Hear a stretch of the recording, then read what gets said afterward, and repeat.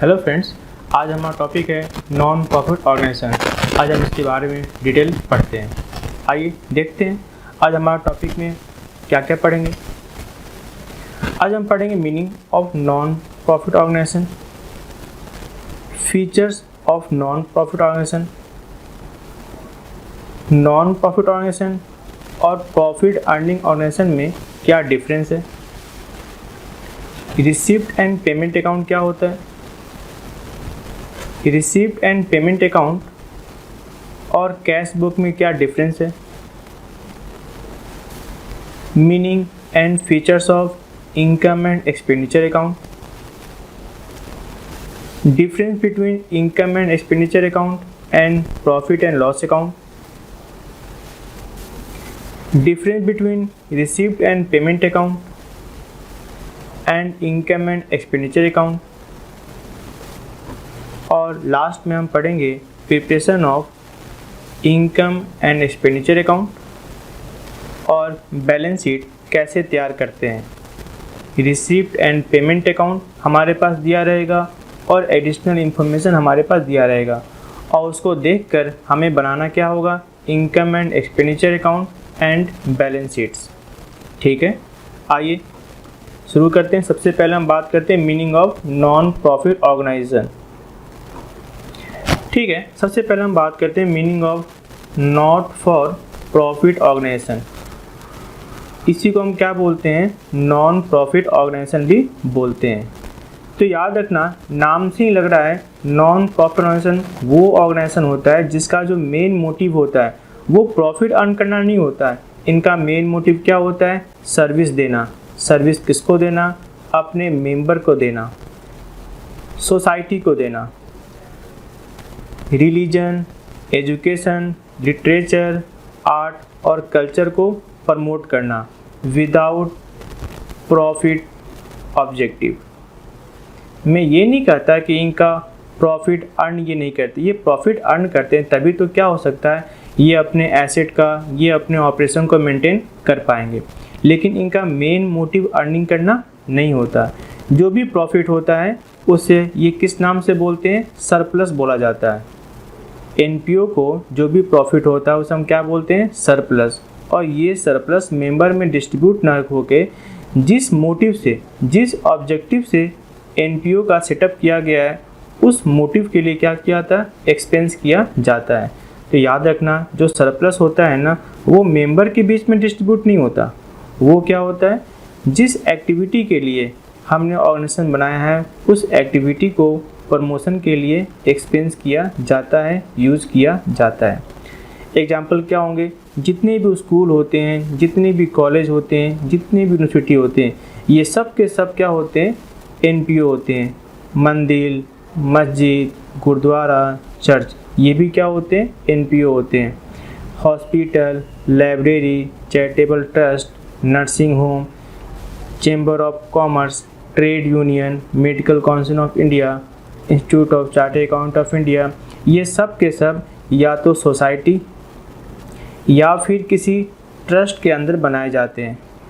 याद रखिए बात ना, ये सभी के सभी ऑर्गेनाइजेशन या तो क्या होते हैं, किसी सोसाइटी के अंतर्गत बनाए जाते हैं या फिर किसी ट्रस्ट के अंतर्गत बनाए जाते हैं, जिनका मोटिव क्या होता है, प्रॉफिट अर्न करना नहीं होता। इनका मोटिव क्या होता है, अपने मेंबर को सर्विस देना। ये सर्विस या तो फ्री ऑफ कॉस्ट होता है या फिर नॉमिनल कॉस्ट पर होता है, नॉमिनल कॉस्ट पर होता है। ठीक है ना, जैसे आपने सुना होगा क्लब है, क्लब के बहुत सारे मेंबर होते हैं। मेंबर इनको क्या करते हैं, हर मंथ या हर ईयर इनको देते हैं चंदा, और इस चंदे से क्या करते हैं, ये फंक्शन ऑर्गेनाइज कराते हैं। किसके लिए, मेंबर के लिए ऑर्गेनाइज कराते हैं। जैसे मंदिर होता है, मंदिर भी क्या है, इसमें बहुत सारे लोग क्या होते हैं, मंदिर भी या तो किसी कमेटी से या किसी सोसाइटी से क्या होती है, बनी होती है। और जो सोसाइटी के मेंबर होते हैं वो क्या करते हैं, मंदिर में डोनेशन देते हैं। उस डोनेशन से क्या होता है, मंदिर का जितने भी फंक्शन ऑर्गेनाइज कराए जाते हैं, मंदिर के जो पुजारी होते हैं उनका पेमेंट किया जाता है। सेम वैसे ही जितनी भी स्कूलें होती हैं, स्कूल ओपन करने से पहले आपको बनाना पड़ता है क्या, सोसाइटी बनाना पड़ता है। और सोसाइटी में बहुत सारे क्या होते हैं, मेंबर होते हैं, ठीक है ना। यानी याद रखना, स्कूल कभी भी पार्टनरशिप में नहीं खुलता, स्कूल क्या होता है, सोसाइटी होता है। सोसाइटी के अंदर ये स्कूल खोले जाते हैं, कॉलेज खोले जाते हैं, यूनिवर्सिटी खोला जाता है, याद रखिए बात ना। तो हमने क्या सीखा, नॉन प्रॉफिट ऑर्गेनाइजेशन वो ऑर्गेनाइजेशन होते हैं जिनका मोटिव प्रॉफिट अर्न करना नहीं होता, जिनका मोटिव क्या होता है, सर्विस देना अपने मेंबर को या फिर सोसाइटी को, या फिर charity, religion, education, literature, art और कल्चर को क्या करना, प्रमोट करना इनका मोटिव होता है। इनके जो मेंबर होते हैं वो क्या करते हैं, इनको चंदा देते हैं, उस चंदा से क्या करते हैं, ये अपने वर्क को पूरा करते हैं। और जो भी प्रॉफिट होता है यानी सरप्लस होता है उसे मेंबर के बीच में डिस्ट्रीब्यूट ना करके जिस पर्पस के लिए ये संस्था बनाई गई है उस पर्पस को प्रमोट करने के लिए सरप्लस को यूज़ किया जाता है, ठीक है ना। आइए देखते हैं नेक्स्ट। इनका ऑब्जेक्टिव क्या होता है, हमने अभी पढ़ा था। इनका मेन ऑब्जेक्टिव क्या होता है, अपने मेंबर को सर्विस देना या फिर पब्लिक को सर्विस देना। जैसे आपने स्कूल ओपन किया, आपने हॉस्पिटल बनाया, ठीक ना, ये सब के सब क्या होते हैं, किसी सोसाइटी के तहत या फिर किसी ट्रस्ट के तहत ये स्कूल कॉलेज खोले जाते हैं। दूसरा मोटिव क्या होता है, religion, education, art, culture, sport को क्या करना, प्रमोट करना। ये दो मोटिव होते हैं किसके, नॉन प्रॉफिट ऑर्गेनाइजेशन के। अब बात करते हैं अपने नॉन प्रॉफिट ऑर्गेनाइजेशन के क्या क्या फीचर्स हैं। पहला फीचर क्या है आपका, पर्पस। मैंने आपको बताया था ना, इनका मेन पर्पस क्या होता है, अपने मेंबर को सर्विस देना या फिर education, health care, sport, entertainment को क्या करना, प्रमोट करना। आपने सुना होगा हर बड़े शहर में क्या होते हैं, एक स्पोर्ट्स क्लब होते हैं। इस क्लब के आप मेंबर बन जाओगे तो भी आपको फैसिलिटी मिलेगी, या फिर जो नॉन मेंबर होते हैं उनको भी नॉमिनल फीस पर आपको एंट्री मिल जाती है और वो अपने स्पोर्ट्स काम कर सकते हैं। सेम वही बात होती है, बहुत सारे हॉस्पिटल होते हैं, आपने देखा होगा उसमें सिर्फ क्या होते हैं, आपके दवा के पैसे लगते हैं और कभी कभी दवा भी क्या होता है, फ्री मिल जाता है। और तो इस तरह की जो संस्थाएं होती हैं वो क्या होती हैं, पब्लिक के लिए वर्क करती है, ठीक ना। इनके जो मेंबर होते हैं वो मेंबर इसमें डोनेट करते हैं, उस डोनेशन से क्या होता है, ये अपने डॉक्टर को फीस देते हैं, ये अपनी दवा का खर्च उठाते हैं, ठीक ना। तो ये भी क्या होते हैं, आपके एनपीओ की एक पर्पस है। यानी और जो प्राइवेट क्लब होते हैं वो क्या करते हैं, सिर्फ और सिर्फ अपने मेंबर को क्या करते हैं, सर्विस देते हैं। तो वो दोनों बातें हो सकती हैं, या तो अपने सर्विस किसको देते हो, पब्लिक को देते हो, या आप सर्विस किसको देते हो, अपने मेंबर को देते हो। इनका जो मेन मोटिव होता है वो प्रॉफिट अर्न करना नहीं होता। ये जो भी सर्विस देते हैं उसके लिए जो फीस होती है ना, या तो फ्री ऑफ कॉस्ट होता है या बहुत ही नॉमिनल रेट पर फीस ली जाती है। जैसे कभी कभी सुना होगा कई हॉस्पिटल ऐसे हैं, वो गवर्नमेंट हॉस्पिटल नहीं है, वो किसी एनजीओ के थ्रू चला जाते हैं, वहाँ की फ़ीस 2 रुपये 10 रुपीज़ ऐसा होता है। वहाँ दवा भी फ्री होती है, ऑपरेशन भी फ्री होता है। कभी कभी क्या होता है, ऑपरेशन के दौरान जो दवा का पैसा है वो लिया जाता है, बाकी जो ऑपरेशन का चार्ज है वो फ्री ऑफ कॉस्ट होता है। तो ये पहला पर्पस होता है इनका। दूसरा क्या होता है, ये किस फॉर्म में बनाए जाते हैं। मैंने पहले ही कहा था ना, जब भी आपको कोई एनजीओ बनाना है उसके पहले आपको क्या बनाना पड़ता है, ट्रस्ट बनाना पड़ता है या फिर सोसाइटी बनानी पड़ती है, ठीक ना। तो सोसाइटी के अंतर्गत सबसे पहले आपको क्या करना पड़ेगा, सोसाइटी रजिस्टर्ड कराना पड़ेगा। उसके बाद इसके अंदर आप स्कूल, कॉलेज, हॉस्पिटल ये सब चीज़ें आप खोल सकते हो। तो याद रखना, ये किस फॉर्म में बनाए जाते हैं, ट्रस्ट या सोसाइटी के फॉर्म में एनपीओ बनाए जाते हैं। नेक्स्ट बात करते हैं सेपरेट एंटिटी। आपने पढ़ा होगा पार्टनरशिप फर्म में क्या होता है, जो पार्टनर्स होते हैं और जो पार्टनरशिप फर्म होते हैं इनकी जो लीगल एग्जिस्टेंस होती है वो क्या होती है, सेम होती है। यानी लीगल पॉइंट ऑफ व्यू से ये दोनों अलग अलग नहीं होते हैं। यानी पार्टनरशिप फर्म अगर अपने डेब्ट को अपने एसेट से पूरा नहीं कर पाती है, ऐसे केस में क्या होता है, जो पार्टनर्स होते हैं, पार्टनर्स की प्राइवेट प्रॉपर्टी भी क्या होती है, पार्टनरशिप फर्म के डेब्ट के लिए क्या होती है, लायबल होती है। लेकिन इसमें ऐसा नहीं होता। एनपीओ में क्या होता है, मेंबर अलग होते हैं और फर्म क्या होते हैं, अलग होते हैं। याद रखिए बात ना, मेंबर अलग होते हैं और फर्म अलग होता है। यानी जो सोसाइटी है, जो स्कूल है, वो मेंबर से अलग है। जो सोसाइटी है जिसके अंतर्गत स्कूल बनाया गया है, हॉस्पिटल बनाया गया है, ये अपने आप में क्या है, एक लीगल एंटिटी है। इनके डेब्ट को पूरा करने के लिए इनकी जो मेंबर है, उनके मेंबर की प्राइवेट एसेट लायबल नहीं होगी। तो क्या लिखा हुआ है, not for profit organisation are treated as separate entity distinct from its member. यानी स्कूल कॉलेज अलग हैं और उसके सोसाइटी के मेंबर क्या होंगे, अलग होंगे। किसी मेंबर के आने जाने, डेथ करने, इंसॉल्वेंट करने से सोसाइटी के स्कूल कॉलेज पर कोई फ़र्क नहीं पड़ता। It is not affected by admission of new member, death, insolvency of existing member. जिस तरह पार्टनरशिप फर्म में क्या होते हैं, पार्टनर्स होते हैं, सेम वैसे ही एनपीओ में जो मेंबर होते हैं उनको हम क्या बोलते हैं, सब्सक्राइबर बोलते हैं। इट मीन्स उन्हें हम मेंबर बोलते हैं, पार्टनर्स नहीं बोलते हैं। अब बात आती है मैनेज कौन करेगा। अब सोसाइटी के अंतर्गत तो बहुत सारे मेंबर होते हैं, तो क्या ये सारे के सारे मेंबर मैनेज करेंगे क्या? नहीं, सारे के सारे मेंबर मिलकर क्या करते हैं, एक ट्रस्टी अपॉइंट करते हैं या फिर एक मैनेजिंग कमेटी बनाते हैं, जिसमें कुछ लोग क्या होंगे, बाकी मेंबर द्वारा इलेक्ट किए जाएंगे। और ये जो मेंबर होंगे ना, ये जो ट्रस्टी होंगे, ये क्या करेंगे, पूरे के पूरे एनपीओ को मैनेज करेंगे, पूरे के पूरे सोसाइटी को, स्कूल को, कॉलेज को मैनेज करेंगे। तो क्या लिखा हुआ आपका, these organisation are usually manage by trustee. कौन मैनेज करता है, ट्रस्टी। या फिर कौन मैनेज करता है, मैनेजिंग कमेटी। अब ये जो ट्रस्टी होते हैं, ये जो मैनेजिंग कमेटी होते हैं, ये इलेक्ट किसके द्वारा किए जाते हैं, सोसाइटी के मेंबर द्वारा इलेक्ट किए जाते हैं। अब बात करते हैं, profit is not the objective. ठीक ना, मैंने पहले भी कहा था ना, इनका मेन ऑब्जेक्टिव प्रॉफिट अर्न करना नहीं होता। इसका मतलब ये नहीं कि ये प्रॉफिट अर्न नहीं करती, ये प्रॉफिट अर्न तो करते हैं। प्रॉफिट अर्न करेंगे उसको हम क्या बोलते हैं, सरप्लस बोलते हैं। प्रॉफिट अर्न करेंगे तभी तो एसेट को मेंटेन करेंगे, ऑपरेशन को मेंटेन करेंगे। तो देखिए क्या लिखा हुआ है, not for profit organisation does not function with the objective earning profit. इनका मेन ऑब्जेक्टिव अर्निंग प्रॉफिट नहीं होता, but it does not mean that it can not earn profit. इसका मतलब ये नहीं कि ये प्रॉफिट अर्न ही नहीं करते, प्रॉफिट अर्न करते हैं, जिसको हम क्या बोलते हैं, सरप्लस। क्योंकि सरप्लस होगा तभी तो हम एसेट को मेंटेन रख पाएंगे, अपने ऑपरेशन को मेंटेन रख पाएंगे। अगर हमारे पास प्रॉफिट नहीं आएगा, सरप्लस नहीं आएगा, जिस तरह पार्टनरशिप फर्म में हम बोलते थे प्रॉफिट, यहाँ प्रॉफिट ना बोल के हम क्या बोलते हैं, सरप्लस। अगर सरप्लस नहीं होगा तो फिर स्कूल के टीचर को पेमेंट कैसे करोगे, हॉस्पिटल के डॉक्टर को आप पेमेंट कैसे करोगे, मरीज़ को आप क्या करोगे, दवा फ्री में कैसे दोगे। तो सिंपल सी बात है, सरप्लस जरूरी तो है, लेकिन हम सिर्फ सरप्लस के मोटिव से काम नहीं करते। हमारा मोटिव क्या होता है, अपने मेंबर को सर्विस देना, अपने जो पब्लिक हैं, पब्लिक को कल्चर, रिलीजन, स्पोर्ट्स, इस सब के लिए क्या करना, प्रमोट करना भी होता है। Surplus is use for the object for which it is setup.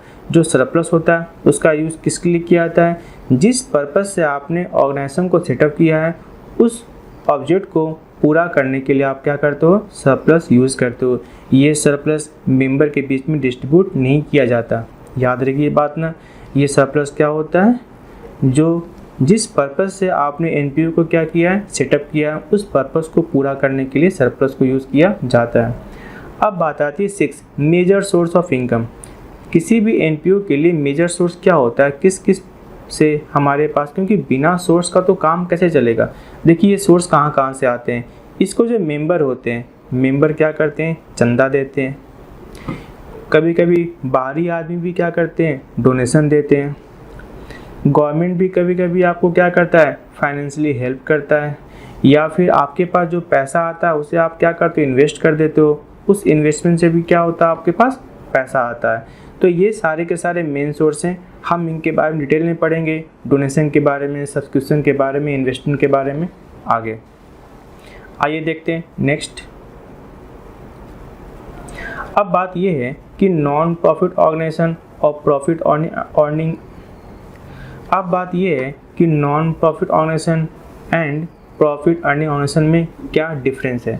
मान लेते हैं मेरी जो फर्म है वो एनपीओ है, मैं क्या चलाता हूँ, एनपीओ चलाता हूँ, और आप क्या चलाते हो, प्रॉफिट अर्निंग ऑर्गेनाइजेशन। चलिए मान लेते हैं आपने एक पार्टनरशिप फर्म का पार्टनर्स हो, आप क्या चलाते हो, पार्टनरशिप फर्म चलाते हो, और मैं क्या चलाता हूँ, नॉट फॉर प्रॉफिट ऑर्गेनाइजेशन चलाता हूँ। अब देखो जहाँ तक बात ये है ऑब्जेक्टिव की बात है, तो मेरा ऑब्जेक्टिव क्या होता है, सर्विस प्रोवाइड करना, मेरा ऑब्जेक्टिव प्रॉफिट अर्न करना नहीं होता, जबकि आपका ऑब्जेक्टिव क्या होता है, प्रॉफिट अर्न करना होता है। सेकेंड बात करते हैं, आप याद है आप जो पैसा कंट्रीब्यूट करते हो, आप तो ऑनर हो, आप जो पैसा कंट्रीब्यूट करते हो उससे आप किस नाम से शो करते हो, कैपिटल अकाउंट के नाम से शो करते हो।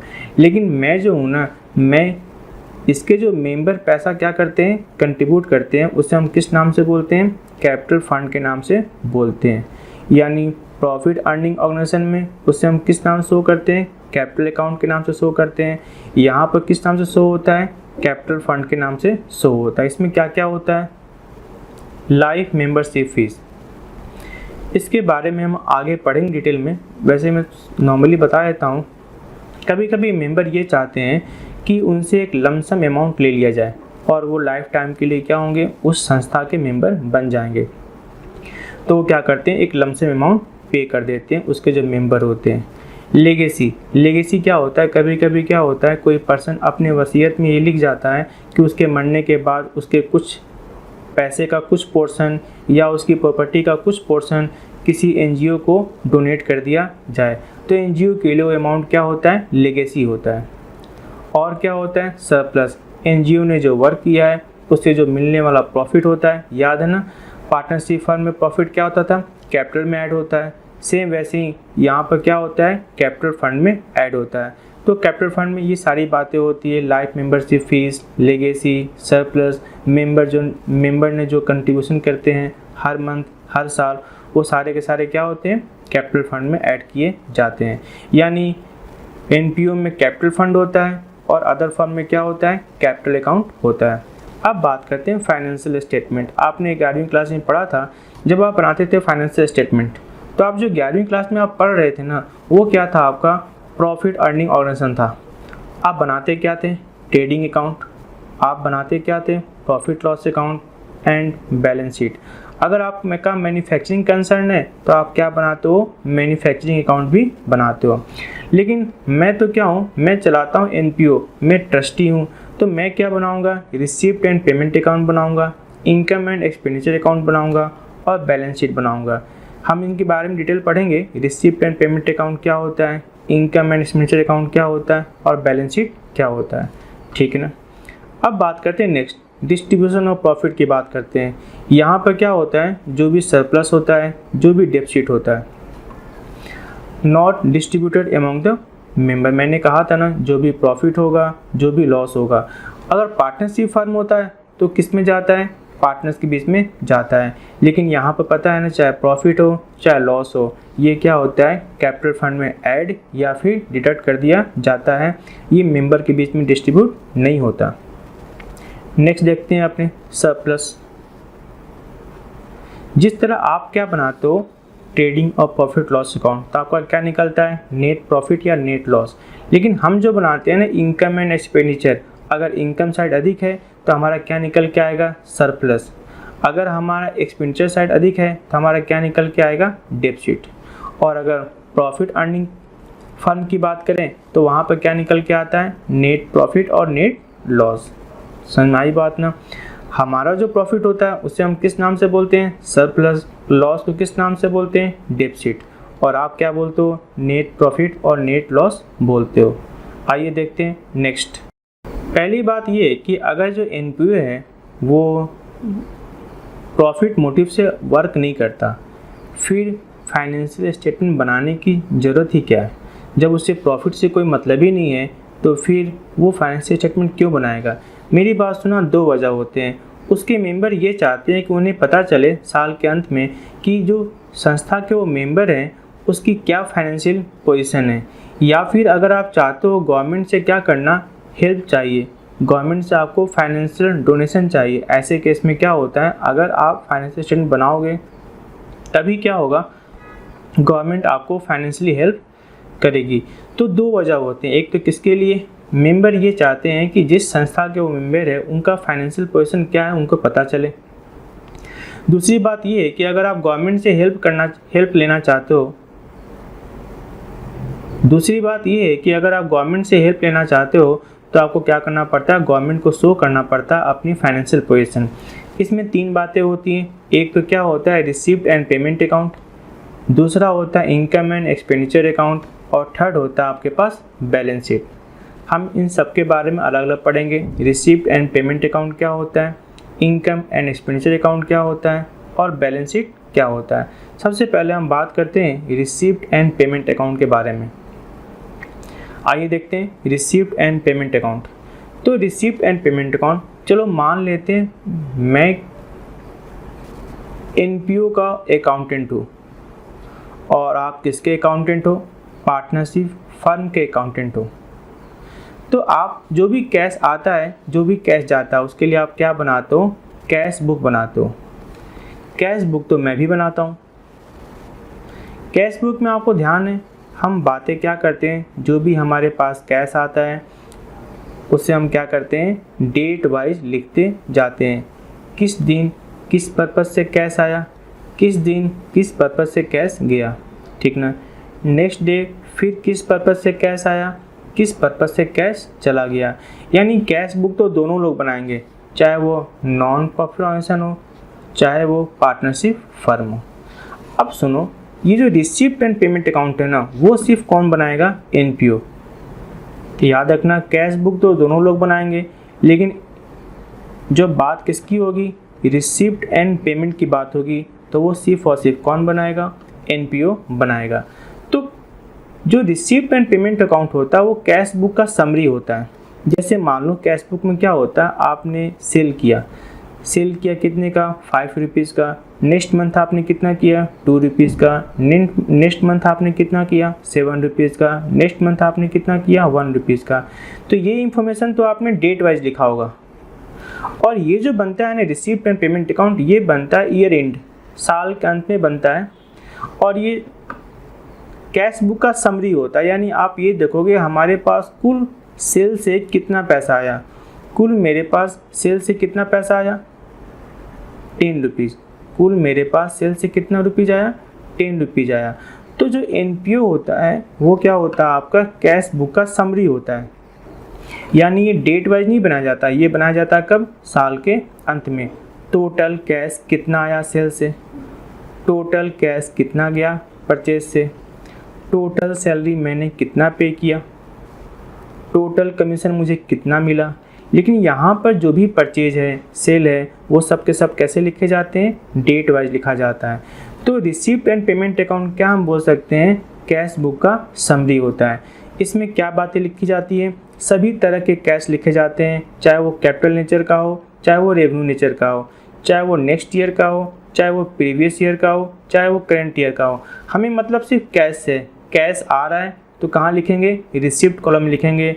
चाहे वो नेक्स्ट ईयर का पैसा इस साल आ रहा हो, चाहे वो प्रीवियस ईयर का पैसा इस साल आ रहा हो, चाहे वो करंट ईयर का पैसा आ रहा हो। पेमेंट साइड में भी हम सेम वही बात है, पेमेंट साइड में वो सारे के सारे कैश लिखेंगे जो हमने इस साल पे किया है, चाहे वो हमने करंट ईयर के लिए पे किया है, चाहे हमने प्रीवियस ईयर के लिए पे किया है, चाहे हमने नेक्स्ट ईयर के लिए पे किया है, चाहे हमने कैपिटल नेचर का पे किया है, चाहे हमने रेवेन्यू नेचर का पे किया है। तो हमें उससे कोई मतलब नहीं होता वो कैपिटल नेचर का है, रेवेन्यू नेचर का है, नेक्स्ट ईयर का है, प्रीवियस ईयर का है, करंट ईयर का है। हमें मतलब सिर्फ और सिर्फ किससे होता है, कैश पेमेंट करने से और कैश रिसीव करने से मतलब है। कैश आ रहा है कहाँ लिखेंगे, रिसीप्ट साइड, कैश जा रहा है कहाँ लिखेंगे आप, पेमेंट साइड आप लिखोगे। याद रहेगी बात ना। हमें इससे कोई फ़र्क नहीं पड़ता कि वो कैपिटल नेचर का है, वो रेवेन्यू नेचर का है, वो नेक्स्ट ईयर का है, प्रीवियस ईयर का है या करंट ईयर का है। हमें सिर्फ मतलब किससे होता है, कैश से मतलब होता है। कैश आ रहा है रिसीप्ट साइड, कैश जा रहा है पेमेंट साइड। लेकिन हम इसे डेट वाइज नहीं लिखते हैं, हम टोटल समरी कर देते हैं। हमारे पास सैलरी से कितनी पैसे गए, हमारे पास वेजेस से कितने पैसा गया, हमारे पास टोटल सेल कितना पैसा आया। तो यहाँ पर क्या होता है, समरी होता है, हम डेट वाइज नहीं लिखते हैं। तो ये लिखा किससे जाता है, रिकॉर्ड किससे किया जाता होगा, कैश बुक से रिकॉर्ड किया जाता है। तो हम बोल सकते हैं जो रिसीप्ट एंड पेमेंट अकाउंट है वो क्या है, समरी ऑफ कैश है। कैश किसका, तो हम बोल सकते हैं जो रिसीप्ट एंड पेमेंट अकाउंट है वो समरी है। समरी किसका? कैश और बैंक का, कितना पैसा आया और कितना पैसा गया ड्यूरिंग द अकाउंटिंग ईयर। लेकिन हमें इससे कोई फ़र्क नहीं पड़ता कि वो कैपिटल नेचर का है या रेवेन्यू नेचर का है, वो करेंट ईयर का है, प्रीवियस ईयर का है या नेक्स्ट ईयर का, हमें इससे कोई फ़र्क नहीं पड़ता। हम तो सिंपल सी बात करेंगे, कैश आ रहा है और कैश जा रहा है, चाहे वो कैपिटल नेचर का हो, चाहे रेवेन्यू नेचर का हो, चाहे करंट ईयर का हो, चाहे प्रीवियस ईयर का हो, चाहे नेक्स्ट ईयर का हो, हमें कोई फ़र्क नहीं पड़ता। आइए देखते हैं रिसीप्ट एंड पेमेंट अकाउंट का फॉर्मेट।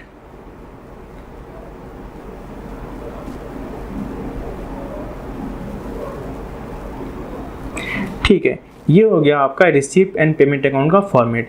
इसमें सारे के सारे कैश, चाहे वो किस नेचर का हो, रेवेन्यू नेचर का हो, चाहे वो किस नेचर का हो, कैपिटल नेचर का हो, चाहे वो करंट ईयर का हो, चाहे वो प्रीवियस ईयर का हो, चाहे नेक्स्ट ईयर का, में कोई फ़र्क नहीं पड़ता।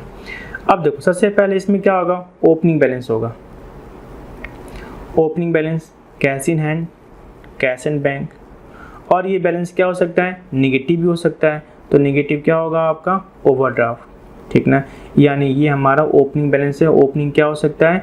पॉजिटिव भी हो सकता है, ओपनिंग क्या हो सकता है आपका? निगेटिव भी हो सकता है। अब मेरे पास क्या आएगा? सब्सक्रिप्शन आएगा।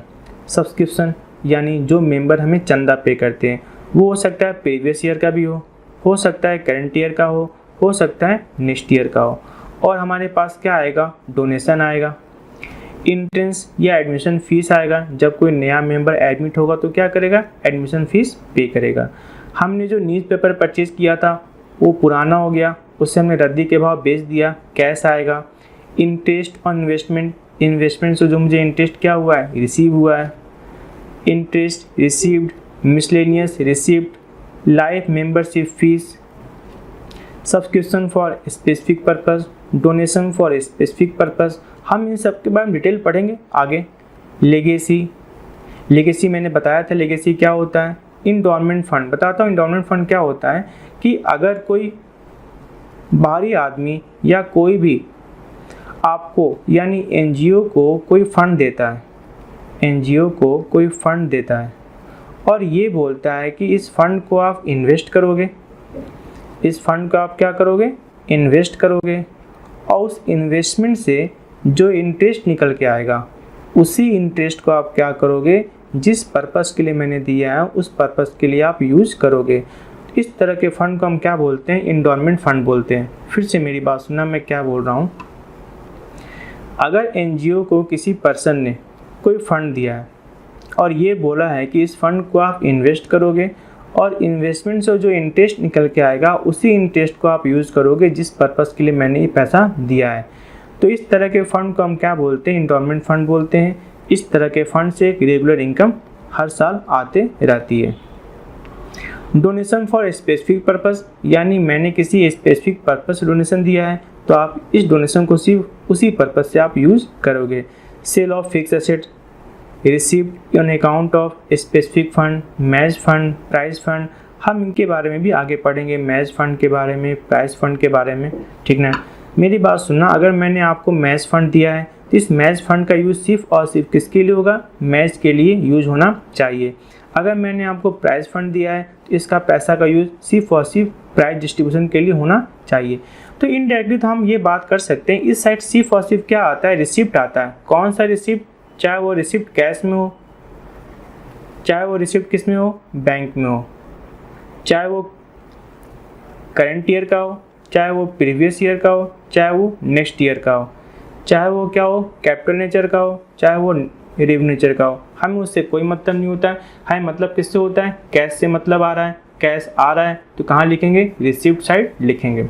इधर क्या बात करेंगे? जो भी मेरा कैश जा रहा है, सैलरी के नाम से, रेंट के नाम से, पोस्टेज के नाम से, एडवर्टाइजमेंट के नाम से, न्यूज़पेपर मैगजीन के नाम से, ऑडिट फीस के नाम पे, और नियम क्या होता है? जो बाहरी आदमी आपके लिए वर्क करता है तो उनको जो हम पेमेंट करते हैं उसे हम क्या करते हैं? और नियम, यानी वो हमारा परमानेंट एम्प्लॉय नहीं, ठीक ना।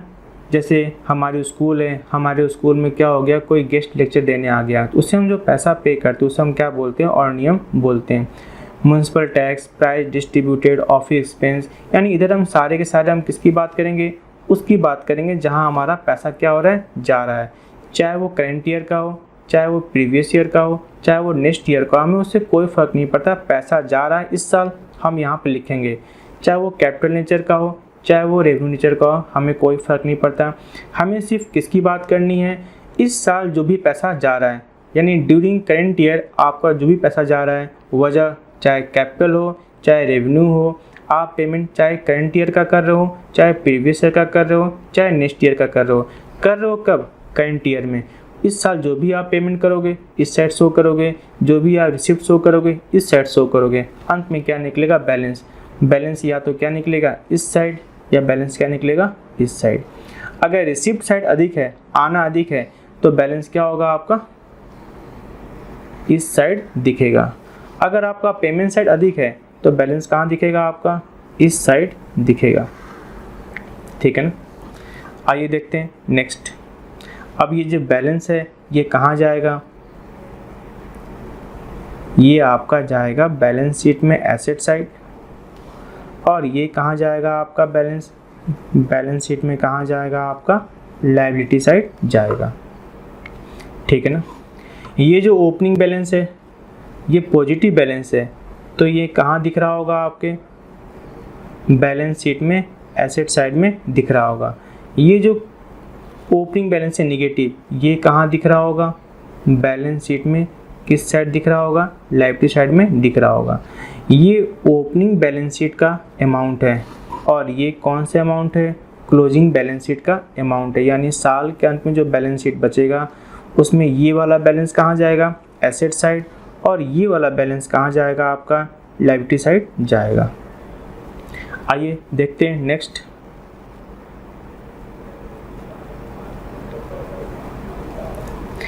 रिसीव्ड एंड पेमेंट अकाउंट के फीचर्स के बारे में बात करते हैं। सबसे पहले हम बात करते हैं नेचर ऑफ अकाउंट। क्योंकि रिसीव्ड एंड पेमेंट किसकी बात करता है, कैश की बात करता है, और कैश कौन से अकाउंट होता है, रियल अकाउंट होता है। तो याद रखना, कोई भी पूछेगा रिसीव्ड एंड पेमेंट अकाउंट कौन से अकाउंट होता है, आपका रियल अकाउंट होता है। जो आता है वो कहाँ जाता है, डीआर में, जो जाता है वो कहाँ जाता है, सीआर साइड में।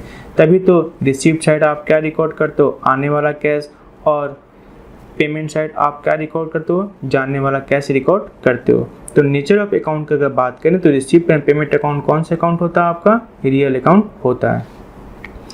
बेसिस ऑफ प्रिपरेशन, तो याद रखना जो रिसीव्ड एंड पेमेंट अकाउंट होता है वो हम किस बेसिस बनाते हैं, कैश बेसिस बनाते हैं। हमें मतलब नहीं होता इनकम से, गेन से, हमें मतलब सिर्फ और सिर्फ किससे होता है, कैश से मतलब है।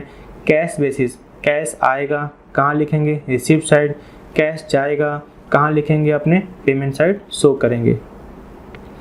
कैपिटल और रेवेन्यू नेचर, हमें कोई फ़र्क नहीं पड़ता वो कैपिटल नेचर का है या रेवेन्यू नेचर का है, हमें सिर्फ ये मतलब होना चाहिए कैश आ रहा है या कैश जा रहा है, चाहे वो कैपिटल नेचर का हो चाहे रेवेन्यू नेचर का हो, हमें कोई फ़र्क नहीं पड़ता। यानी ऑल रिसिप्ट, चाहे वो कैपिटल नेचर का हो चाहे रेवेन्यू नेचर का हो, हमें कोई फ़र्क नहीं पड़ता। अब बात करते हैं टाइम पीरियड। मैंने कहा था ना रिसीट में पेमेंट अकाउंट पे क्या होता है, हम पेमेंट की बात करते हैं, चाहे वो करंट ईयर का हो, चाहे वो प्रीवियस ईयर का हो, चाहे नेक्स्ट ईयर का हो, हमें कोई फ़र्क नहीं पड़ता। यानी ऑल कैश और बैंक ट्रांजेक्शन, जो मुझे इस साल क्या हुआ है, रिसीव हुआ है, या जो मैंने इस साल क्या किया, पेमेंट किया है, चाहे वो किसी भी साल का हो, करंट ईयर का हो, चाहे प्रीवियस ईयर का हो, चाहे सक्सीडिंग ईयर यानी नेक्स्ट पीरियड का हो, हमें कोई फ़र्क नहीं पड़ता। ओपनिंग और क्लोजिंग बैलेंस, जो इसकी ओपनिंग बैलेंस होती है वो क्या हो सकता है आपका, कैश इन हैंड, या फिर क्या हो सकता है, bank in beginning of the accounting period. और जो क्लोजिंग बैलेंस होता है वो क्या होता है आपका, अंत में क्या मेरे पास कैश बचा, अंत में मेरे पास क्या बैंक में बचा है। याद रहेगी बात ना। ओपनिंग और क्लोजिंग बैलेंस, फिर से मेरी बात सुनना, रिसीट एंड पेमेंट अकाउंट के ओपनिंग बैलेंस में क्या होता है, मेरे पास पहले से क्या कैश पड़ा हुआ था, मेरे पास पहले से क्या बैंक पड़ा हुआ था। क्लोजिंग बैलेंस में क्या होता है, साल के अंत में मेरे पास कितना कैश पड़ा हुआ है या फिर मेरे बैंक में कितना पैसा पड़ा हुआ है। बैंक पॉजिटिव भी हो सकता है और बैंक निगेटिव भी हो सकता है। अब बात करते हैं एडजस्टमेंट, ठीक ना। तो रिसीट एंड पेमेंट अकाउंट में किसी भी तरह की एडजस्टमेंट की कोई रिक्वायरमेंट नहीं होती, क्योंकि ये बनता किस पर है, कैश बेसिस पर हमें कोई फ़र्क नहीं पड़ता कि वो आउटस्टैंडिंग है, वो प्रीपेड है, हमें इससे कोई फ़र्क नहीं पड़ता, यानी हमें किसी भी तरह के एडजस्टमेंट की कोई रिक्वायरमेंट नहीं होती। Receipt and payment account simply किसकी बात करता है? कैश आया रिकॉर्ड होगा, कैश जाएगा रिकॉर्ड होगा, हमें कोई फ़र्क नहीं पड़ता वो कैश कैपिटल नेचर का है, रेवेन्यू नेचर का है, प्रीवियस ईयर का है, करंट ईयर का है, प्रीपेड है, आउटस्टैंडिंग है, हमें कोई फ़र्क नहीं पड़ता। हमें सिर्फ और सिर्फ किससे मतलब होता है? कैश से मतलब होता है। कैश आ रहा है रिकॉर्ड होगा, कैश जा रहा है रिकॉर्ड होगा, अदरवाइज हमें कोई फ़र्क नहीं पड़ता। अब बात करते हैं अपने पर्पस के बारे में बात करते हैं। जो रिसीप्ट एंड पेमेंट अकाउंट होता है उसका मेन पर्पस क्या होता है? वो सिर्फ ये बताता है किस किस हेड से पैसा आ रहा है और किस किस हेड में पैसा जा रहा है। इसका पर्पस क्या होता है? जो हमें पेमेंट रिसीव हो रहा है या फिर जो हम पेमेंट क्या कर रहे हैं वो किस किस हेड से हम क्या हो रहा है पेमेंट रिसीव कर रहे हैं या पेड कर रहे हैं। ठीक है ना? आइए देखते हैं नेक्स्ट। लिमिटेशन क्या है? पूछ सकता है आपसे कि रिसीप्ट एंड पेमेंट अकाउंट का 2 लिमिटेशन बताइए। सबसे पहला लिमिटेशन ये है कि ये सिर्फ और सिर्फ किसकी बात करता है? कैश बेसिस की बात करता है, यानी नॉन कैश आइटम की बात नहीं करता। नॉन कैश आइटम की बात ये नहीं करता, याद रखिए बात ना। ये सिर्फ और सिर्फ किसकी बात करता है? कैश बेसिस की बात करता है।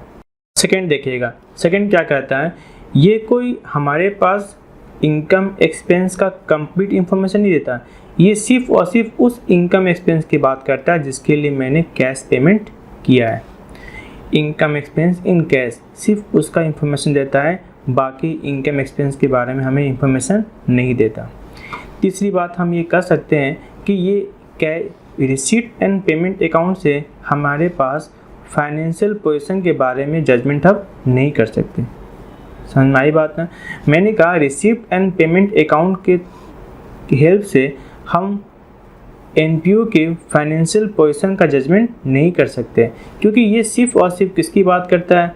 कैश और बैंक की बात करता है। देखो बैलेंस शीट में कैश और बैंक एक पर्टिकुलर आइटम होता है सिर्फ, बाकी बैलेंस शीट में बहुत सारे एसेट होते हैं, बहुत सारी लायबिलिटी होती है, उनके बारे में इससे हमें कोई इन्फॉर्मेशन नहीं मिल पाती। ये तो सिर्फ और सिर्फ एक चीज़ हमें इन्फॉर्मेशन देता है, किसका इन्फॉर्मेशन देता है? कैश का और बैंक का। तो इसके तहत हम किसी भी ऑर्गेनाइजेशन के फाइनेंशियल पोजीशन को जज नहीं कर सकते। तीसरी बात, ये सरप्लस और डेफिसिट शो नहीं करता। तीसरी बात, ये जो मेंटेन होता है उसमें इक्वल बेसिस पे मेंटेन नहीं होता, ये मेंटेन कैसे होता है? कैश बेसिस पर मेंटेन होता है। तो क्लियर हो गई ना? ये सारे के सारे लिमिटेशन हैं। फिर से बात करते हैं। पहला लिमिटेशन, ये सिर्फ किसकी बात करता है? कैश की बात करता है, नॉन कैश आइटम की बात नहीं करता। दूसरी बात, ये सभी के सभी इनकम एक्सपेंस को डिस्क्लोज नहीं करता, ये सिर्फ उसी इनकम एक्सपेंस को डिस्क्लोज करता है जिसका हमने पेमेंट किया है। तीसरी बात ये है कि इससे हमें सिर्फ और सिर्फ क्या मिलता है? कैश और बैंक की इंफॉर्मेशन मिलती है, अदर हमें किसी भी तरह का इंफॉर्मेशन नहीं मिलता। तो ये हमें फाइनेंशियल पोजीशन को जज करने में हेल्प नहीं करता। तीसरी बात ये है। चौथी बात ये है कि ये हमें सरप्लस और डेफिसिट नहीं बताता। और लास्ट क्या है? ये इक्वल बेसिस पे मेंटेन नहीं किया गया है। ये कैसे मेंटेन किया जाता है? कैश बेसिस पे मेंटेन किया जाता है। आइए देखते हैं next. Difference between cash book and receipt and payment account. मैंने कहा था ना, रिसीप्ट एंड पेमेंट अकाउंट किसको देख के बनता है? कैश बुक को देख के बनता है। याद है ना वाली बात? कैश बुक में सभी इंफॉर्मेशन डेट वाइज होता है और ये कब बनता है? साल के अंत में बनता है। रिसीप्ट एंड पेमेंट अकाउंट में क्या होता है? कैश बुक की समरी होता है। कैश बुक तो सही बनाते हैं, एनपीओ भी बनाएगा और प्रॉफिट अर्निंग भी फर्म भी बनाएगा, लेकिन रिसीप्ट एंड पेमेंट अकाउंट सिर्फ और सिर्फ कौन बनाता है? नॉन प्रॉफिट ऑर्गेनाइजेशन बनाता है। आइए देखते हैं दोनों के बीच में क्या क्या डिफरेंस है। पहली बात ये है basis. Receipt and payment account कैसे बनता है? On the basis of cash book होता है। और कैश बुक कैसे बनता है? On the basis of cash receipt and cash payment. यानी पहले बनता कौन है? Cash book. कैश बुक का बेसिस क्या होता है? Cash receipt and cash payment. और जो रिसिप्ट एंड पेमेंट अकाउंट होता है वो किसको देख के बनता है? कैश बुक को देख के बनाया जाता है। तो रिसिप्ट एंड पेमेंट अकाउंट का बेसिस क्या हो गया? कैश बुक हो गया। अब बात करते हैं time period. Receipt and payment account कब बनाते हैं? At the end of the year, साल के अंत में बनाते हैं as a summary of cash book, यानी टोटल कैश किस में गया, परचेज में गया, सैलरी में गया, टोटल कैश किस किस में आया, सेल्स से आया। लेकिन ये जो कैश बुक होता है, कैश बुक तो कैसे बनता है? डेली बेसिस पर। कैश बुक कैसे बनता है आपका? डेली बेसिस बनाया जाता है, यानी डेट वाइज बनाया जाता है। Debit on credit side, receipt में पेमेंट में डेबिट और क्रेडिट साइड नहीं होता। यहाँ पर हम क्या लिखते हैं? रिसीप्ट साइड और पेमेंट साइड। हम क्या लिखते हैं? रिसीप्ट साइड और पेमेंट साइड। जबकि कैश बुक में क्या लिखते हैं? डेबिट साइड और क्या लिखते हैं अपने? Credit side. डेबिट साइड में किसकी बात करते हैं? जो हमारे पास कैश आता है। क्रेडिट साइड में किसकी बात करते हैं? जो हमारा कैश जाता है। Ledger folio, receipt and payment account में लेजर फोलियो नहीं होता, नो लेजर फोलियो। जबकि कैश में क्या होता है? लेजर फोलियो कॉलम बना होता है। Institution, receipt and payment account कौन बनाता है? नॉट फॉर प्रॉफिट ऑर्गेनाइजेशन बनाती है। जबकि कैश बुक में क्या होता है? जबकि कैश बुक कौन बनाता है? सभी के सभी ऑर्गेनाइजेशन बनाते हैं, चाहे वो नॉन प्रॉफिट ऑर्गेनाइजेशन हो, चाहे वो प्रॉफिट अर्निंग ऑर्गेनाइजेशन हो। Date, receipt and payment account date wise ही बनाते हैं। ये तो बनाते हैं साल के अंत में as a summary of cash और नॉट सो डेट वाइज। लेकिन जो कैश बुक होता है उसे हम कैसे शो करते हैं? डेट वाइज शो करते हैं। यानी कैश बुक पर डे बनता है, पर डे कैश कहाँ से आ रहा है, कैश कहाँ जा रहा है। जबकि रिसीट एंड पेमेंट अकाउंट कब बनता है? साल के अंत में बनता है। ठीक है ना? आइए देखते हैं नेक्स्ट। अब बात करते हैं अपने इनकम एंड एक्सपेंडिचर अकाउंट के बारे में बात करते हैं। इनकम एंड एक्सपेंडिचर अकाउंट बताने से पहले मैं आपको दिखाता हूँ इनका फॉर्मेट। ये है आपका इनकम एंड एक्सपेंडिचर अकाउंट का फॉर्मेट। एक तरफ क्या होगा आपका एक्सपेंडिचर, जो भी आप खर्च करते हो। एक तरफ क्या होगा आपका इनकम, जो भी आपने इनकम कमाई है। इनकम के लिए सबसे बड़ा जरिया क्या होता है? सब्सक्रिप्शन। पहले इनकम क्या होगा इनका? सब्सक्रिप्शन। और क्या हो सकता है? Admission fees, entrance fees. इसके बारे में डिटेल में पढ़ेंगे, सब्सक्रिप्शन के बारे में, एंट्रेंस फीस के बारे में। General donation, sale of old newspaper, hall rent. हमारा हॉल है, जो एनजीओ है उसके हॉल है। हॉल में बहुत सारे लोग शादी ब्याह कराते हैं और बदले में क्या करते हैं? एनजीओ को पैसा देते हैं। अब बहुत सारे क्या करते हैं? ऑर्गेनाइजेशन क्या करते हैं? हमारे ऑर्गेनाइजेशन के हॉल को रेंट पर लेते हैं और हमें क्या करते हैं? रेंट पे करते हैं। तो यहाँ से भी इनकम आ जाता है। सेल ऑफ फिक्स एसेट, लेकिन बात किसकी हो रही है? प्रॉफिट की बात हो रही है, पैसे की बात नहीं हो रही है। जैसे मान लेते हैं फिक्स एसेट कितने का था? 8 रुपीज़ का। आपने इसे बेचा कितने में? 10 रुपीज़ में। तो ये जो 10 रुपीज़ पैसा आ रहा है ये कहाँ जाएगा? रिसीप्ट एंड पेमेंट अकाउंट पे किस साइड जाएगा? रिसीप्ट साइड जाएगा। लेकिन हम जब बात करेंगे इनकम एक्सपेंडिचर अकाउंट में तो ये 10 रुपीज़ नहीं आएगा। हमें प्रॉफिट कितना हो रहा है? 2 रुपीज़। तो इस 2 रुपीज़ के बारे में बात हो रही है। और क्या होगा आपका? सन्ड्री रिसिप्ट, यानी और भी किसी तरह का अगर पैसा आता है, इनकम आता है तो यहाँ पर शो करते हैं। इस साइड क्या होगा? सभी के सभी एक्सपेंस होंगे, salary, rent, insurance, audit fees, printing and stationery. और नियम, मैंने कहा था और नियम क्या होता है, बताया था आपको ना। Telephone expense, repair, depreciation, loss on sale of fix asset. फिर वही बात है, मान लो एसेट कितने का था? 8 रुपीज़ और आपने सेल कितने में किया होता? 5 रुपीज़। तो आपको लॉस कितना हो गया? 3 रुपीज़। यानी हमें 10 और 5 से मतलब नहीं है, हमें मतलब ये है कि क्या प्रॉफिट और क्या लॉस है। क्योंकि हम बना क्या रहे हैं? हम बना रहे हैं इनकम एंड एक्सपेंडिचर अकाउंट बना रहे हैं। स्पोर्ट्स मटेरियल आपने जो यूज़ कर लिया, जैसे मान लो स्पोर्ट्स मटेरियल मैंने परचेज कितना किया है? 12 रुपीज़ का, लेकिन अभी भी बचा हुआ कितना है? 4 रुपीज़ का बचा हुआ है। तो यूज़ कितना हो गया? 8 रुपीज़ का। मैंने पेमेंट कितना किया था? 12 रुपीज़। ये कहाँ जाएगा आपका? याद है ना, रिसीप्ट एंड पेमेंट साइड में किस साइड जाएगा? पेमेंट साइड जाएगा। लेकिन जब बनाओगे इनकम एक्सपेंडिचर अकाउंट तो याद है ना, 12 में से अभी भी बचा हुआ कितना है? 4।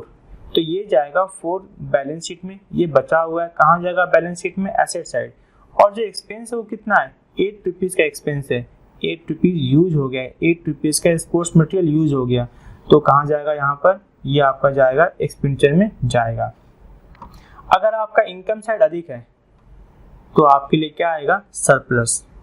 और अगर आपका एक्सपेंडिचर साइड अधिक है तो क्या होगा, आपको डेफिसिट। याद रखिए बात ना, अगर आपका इनकम साइड अधिक है तो क्या होगा, आपका डिफरेंस क्या आएगा, सरप्लस। और अगर आपका एक्सपेंडिचर साइड अधिक है तो क्या आएगा, आपका डेफिसिट आएगा। यानी एक चीज तो देख रहे हो ना, इसमें कोई भी ओपनिंग बैलेंस नहीं होता और जो क्लोजिंग बैलेंस होगा वो या तो क्या होगा, सरप्लस, या फिर क्या होगा, डेफिसिट। जो हम इनकम एंड एक्सपेंडिचर अकाउंट बनाते हैं, याद रखना हम बनाते कैसे हैं, एक्रूअल बेसिस पर।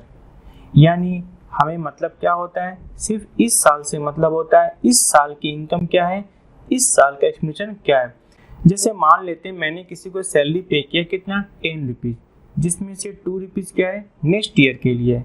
तो इस साल के लिए कितना पे किया मैंने, 8 रुपीज़। तो ये 8 रुपीज़ कहाँ जाएगा, एक्सपेंडिचर में जाएगा। यानी हमें किसकी बात करनी होती है, हमें करंट ईयर की बात करनी होती है। इस साल का खर्चा क्या है, हमें पेमेंट से मतलब नहीं होता, हमने पेमेंट दिया या नहीं दिया हमें फर्क नहीं पड़ता, हमें ये देखना होता है इस साल का खर्चा कितना है।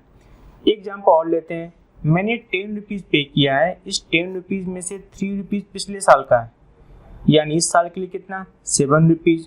और 7 रुपीज़ में से 2 रुपीज़ किसके लिए, नेक्स्ट ईयर के लिए, यानी इस साल का कितना हो गया आपका, 5 रुपीज़।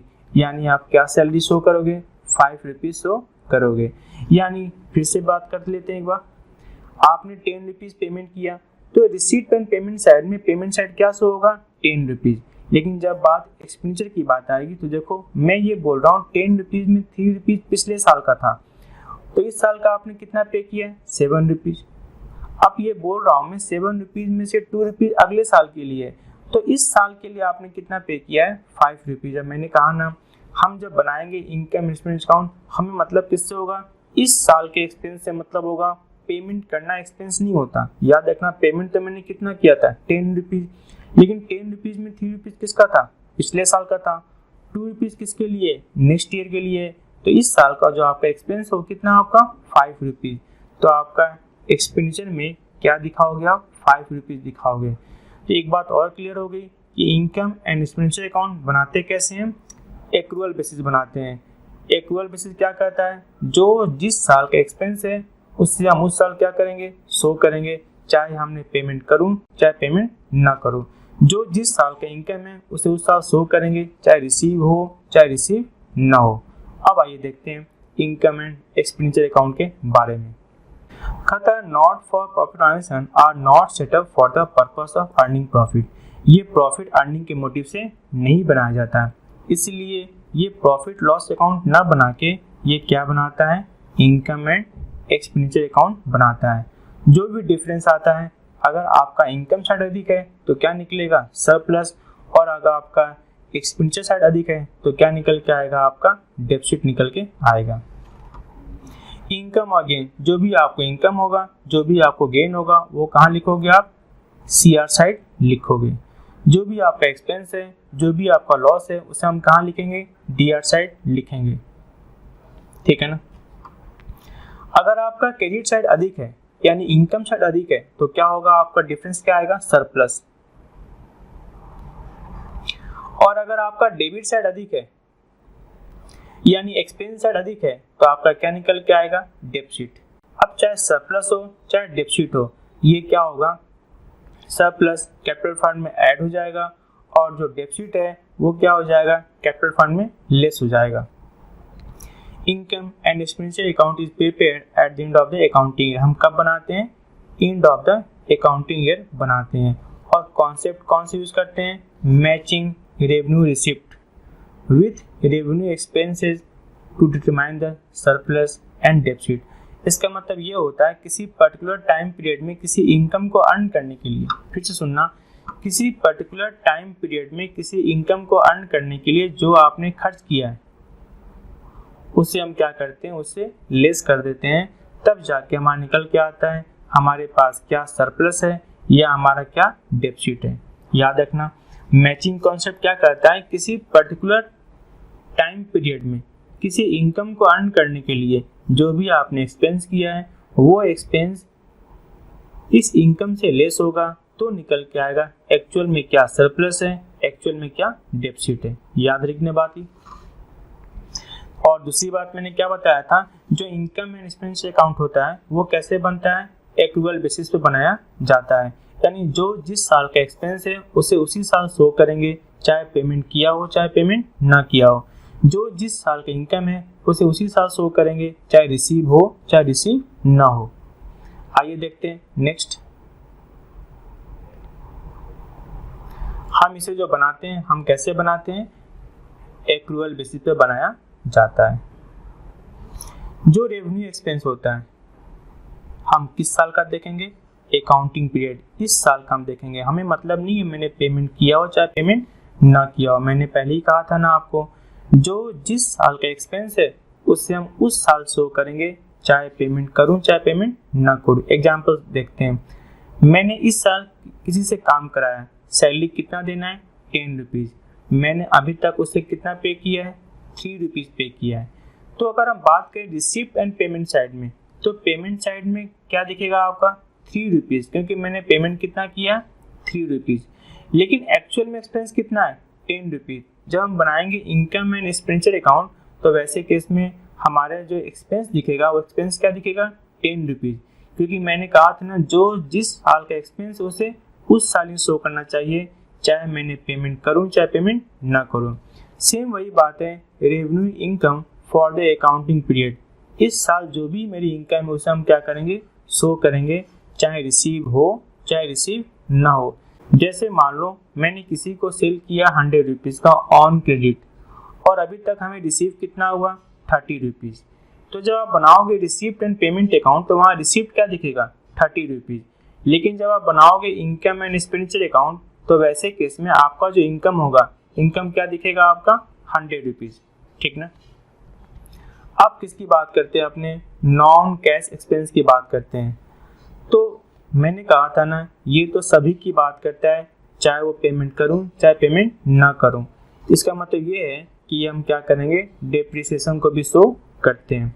कैपिटल एक्सपेंडिचर याद रखना, जो कैपिटल एक्सपेंडिचर होता है ना वो सब के सब कहाँ जाते हैं बैलेंस शीट में दिखाया जाता है, क्योंकि यहाँ हम किसकी बात करते हैं रेवेन्यू एक्सपेंस की बात करते हैं और रेवेन्यू इनकम की बात करते हैं। याद है की बात ना, इनकम एंड एक्सपेंडिचर अकाउंट में हम किसकी बात करते हैं रेवेन्यू इनकम की बात करते हैं और रेवेन्यू एक्सपेंस के बारे में हम बात करते हैं।